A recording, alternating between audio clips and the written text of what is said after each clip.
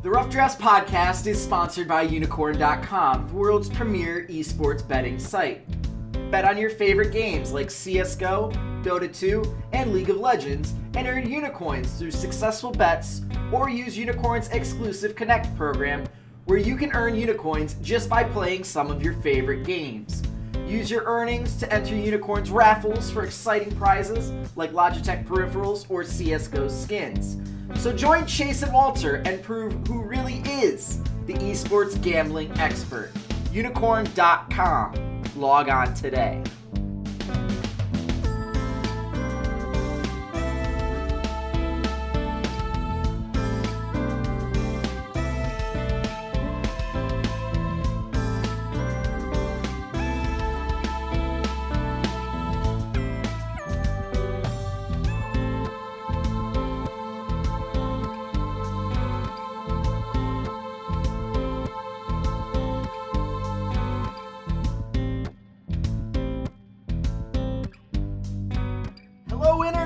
I am a freshly trimmed up Walter Ceades Fedczuk, and welcome to our favorite time of the year. Welcome to the 2017 EU LCS Summer Split Team by Team Previews.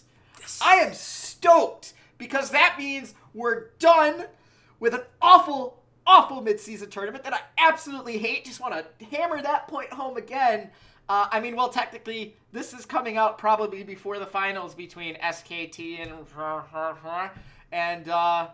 yeah, we are time travelers, and we traveled forward in time to record this episode. We didn't record it before any of the semifinals were played at all, so our opinions might or might not change depending on the outcome.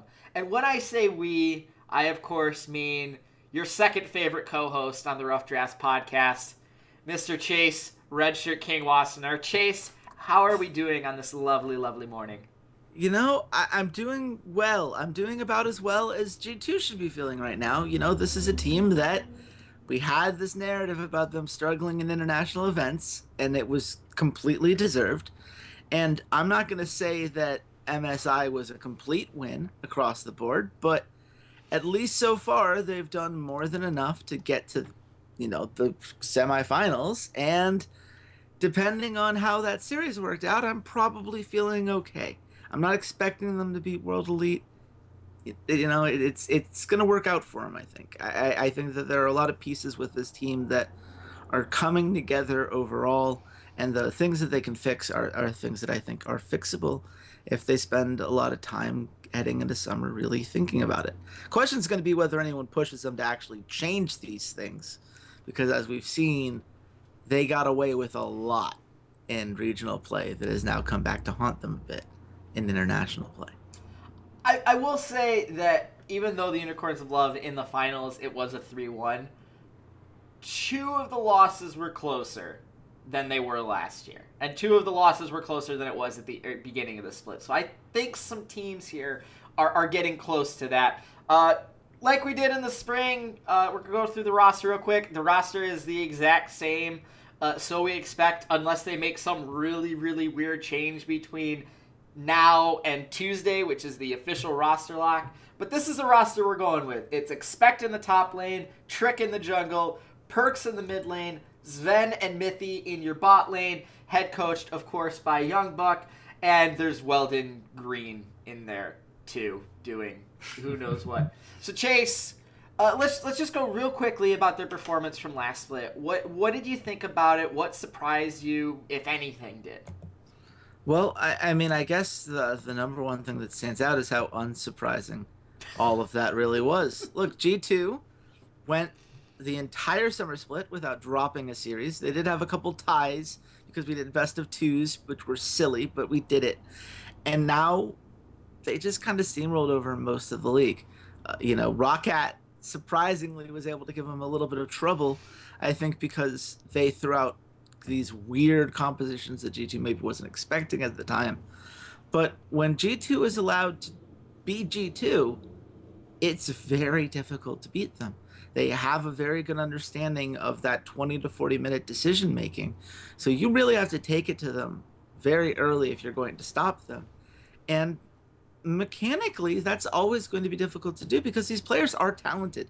Expect has really developed over the course of the last year. I love seeing the growth from him and the kind of player that he is now. I think he's a key contributor to that team. One of the guys at MSI who probably it excited me the most, I would say, from G2. And Sven obviously is a great AD carry. He's going to hold down that lane. Perks has a lot of great moments depending on the meta. He might be one of the best players in the mid lane position in Europe. He did get first team All Pro this split. So, I just, all these pieces are coming together quite well for them. And they've continued to gel. And unlike a team like, say, CLG, where we talk about, not making any moves can sometimes stagnate things, this is a team that I feel is still developing a lot of those strategies and those synergies. I think that they're very aware of the flaws that they've had in their decision making, and they do seem to be working on them. I think, unfortunately, they've spent a lot of time in the mid to late game and not enough time on the early game. But that's something they can fix if they choose to do it. It'll be interesting to see. I will say, like, last summer, they were really, really good at the early game and were kind of mediocre at the mid to late game. So now what they need to do is they need to look at what they did last summer and what they're doing this spring, and they need to mix it together. And if they take like 80% of each, they're just going to be a much scarier team. The other thing with G2 is it's really weird. You can argue every one of their players at being the best player at their position in the region. You can make an argument. I think for every single one of the, I think you can argue. I think you could argue Mithy into being the best support in Europe. I think you can make an argument. Now, granted, the spring probably doesn't help, but I mean overall, over the body of their work over the last year and a half, Mithy's probably been better than most of the other supports in Europe. Okay. No, if you say so. I mean, disagree? I think Mithy, if you took spring and summer combined, was probably like third, maybe. I've got other guys that I like more than Mithy. Mithy's positioning has problems. And that's something where if you're going to look at the little things that could come back to haunt him, Mithy had a lot of problems in the spring split, finding his openings, making the roams work out. He got caught out trying to secure early vision more often than he was able to necessarily get the warding that you would like. And that's not to say that he didn't do some good things. He's still very good in lane.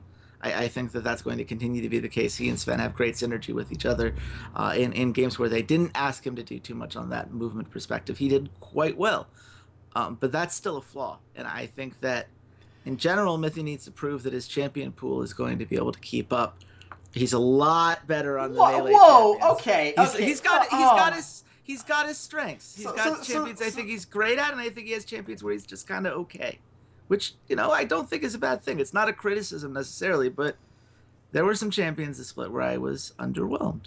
I think it's safe to say, like, his Tom Kench is significantly better than his Misfortune was or his Karma was. I think that his Malzahar was okay. 2.72 KDA on that despite playing 5 games. Like, there are some champions on that list that I was very unimpressed with him on. See, the problem is that those are squishier supports that you're pulling up that are easy to exploit when they do get caught out of position. And I don't think him getting caught out of position in a lot of the games in the spring were 100% just his fault. I think that because they had such a focus on, it's not about the early game, but it's about this mid to late game. We're going to focus on Trick more farming and counter jungling.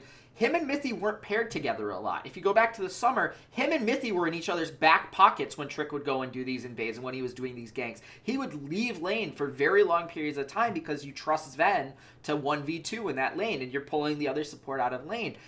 You also had, in the summer, you had a lot more roaming out of Perks. If you look at the spring, even going into MSI in the playoffs, he's playing a lot of Orianna. He's playing a lot of control mages. He's not playing a lot of these, a Ryze or a LeBlanc or something that pulls him out of the lane where he wants to go invade. So I think the problem is that they focus so much on this. Let's play safe laning. Let's farm up. Let's focus on, this rotational play in the late game. That in the early game, Mithy's like, but I still need to go ward. And no one was backing up on his words because they're like, if we give up a couple of things early on, it doesn't matter. So it seems like there was a disconnect between him of like, this is what a support needs to do early on, and this idea of, the 20 to 40 prime time, whatever you want to call it, is what matters. So I do agree he does have some positioning mistakes, but I don't think 100% of them are completely, oh, Mithy, you're in the wrong place at the wrong time. I think it was this kind of change in identity, and he had the hardest time adjusting to it. And I think it's kind of been proven that might still, like, even though it works, and I praised Weldon for it on a podcast a couple weeks ago, and I was like, I can see where he's coming from.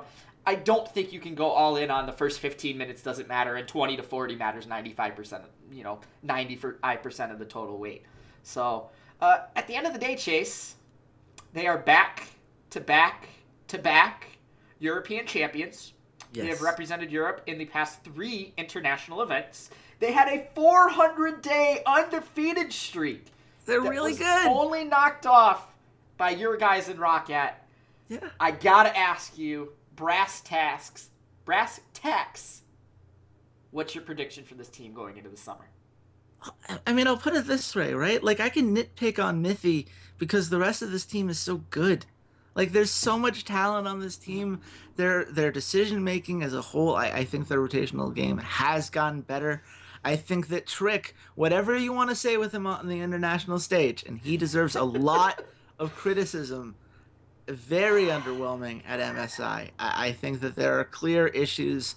We've mentioned before on the podcast, he takes shortcuts in how he likes to play the early game because he knows he can get away with it in Europe. He can get away with more farming. He understands the pathing of the specific junglers that he plays all the time.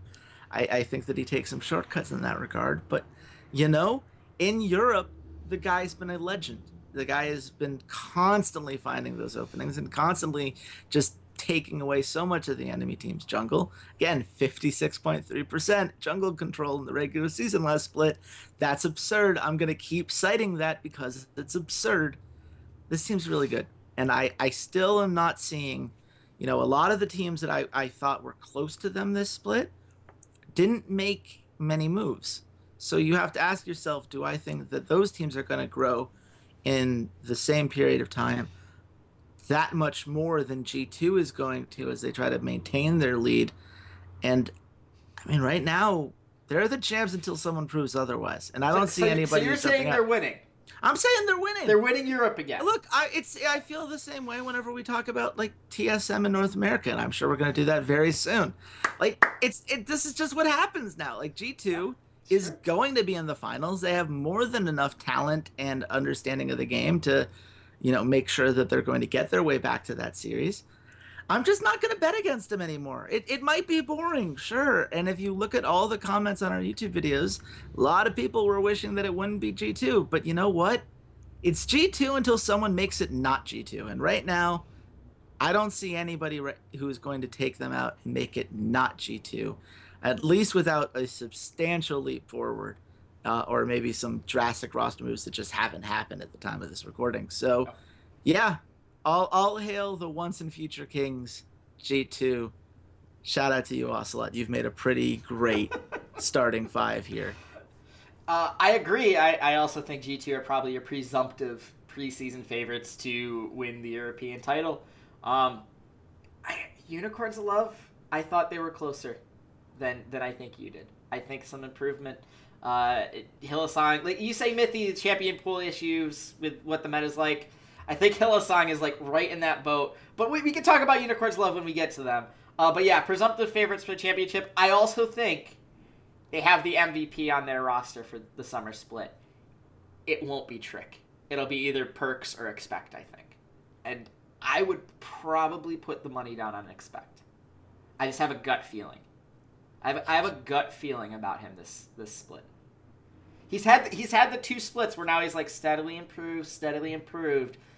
This might be the split where we have the Expect is going to come out and style on people. Just a feeling.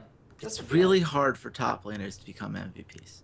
It almost always comes down to a playmaking position, like a mid laner or a jungler. As he says, well, or an Fedczuk won the MVP this split. So, I mean, that's true. I guess that's true. Okay. I just don't think of a guy like Expect as that guy, but it's possible.